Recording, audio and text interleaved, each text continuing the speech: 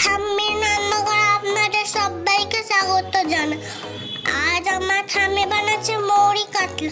ভিডিওটা সবাই শেষ পর্যন্ত দেখতে থাকো। এটা বানানোর জন্য একটা প্লেটে 4 মগজ তিল, লঙ্কা, কাজু বাদাম, লঙ্কা, আদা, মৌরি নিয়েছে। এই বাটিতে পেঁয়াজ কুচি নিয়েছে, হাফ বাটি দই নিয়েছে, নুন লঙ্কা দিয়ে মাছটা মাখিয়ে রেখেছে। কড়াইতে সর্ষের তেল দিল। তেলটা গরম হয়ে গেলে এবার মাছগুলো ভাসিয়ে দিচ্ছে। মাছের আর এক পিঠ ভেজে দিল। প্লেটে যা যা ছিল জল ছাড়া সব বেটে নিতে হবে। বাটা হয়ে গেছে, আবার একটু জল দিয়ে বাটতে হবে। আবার বাটা হয়ে গেল। মাছগুলো সব ভাজা হয়ে গেছে। এবার বেরেস্তার জন্য একটু পেঁয়াজ ভাজা হচ্ছে। পেঁয়াজটা ভেজে তুলে নিয়েছে। আবার রান্নাটা করার জন্য পেঁয়াজ ভেজে নি। বাটা মশলাটা দিয়ে নাড়িয়ে দিল। স্বাদ মতো নুন দিল, লঙ্কা গুঁড়ো দিল, নাড়ালো।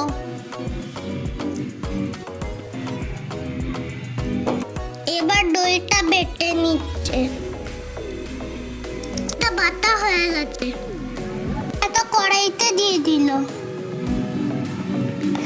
তারপর মিক্স করে ভালোভাবে মিশিয়ে নিল।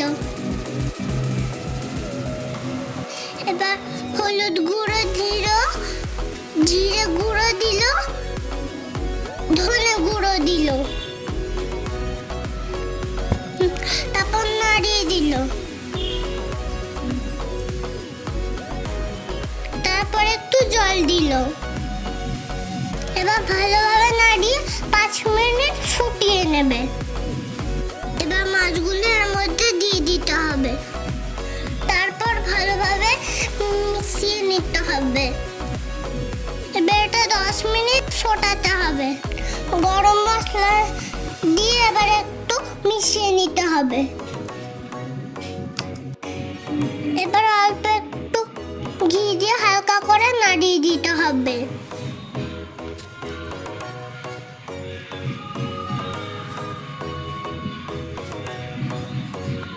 ঘি দিয়ে ভালোভাবে মিশিয়ে নিয়েছি। এবার একটু রেডি করব।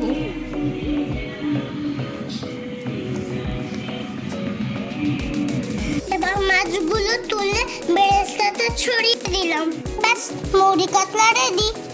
ভিডিওটা ভালো লাগলে লাইক, সাবস্ক্রাইব করতে ভুলো না কিন্তু।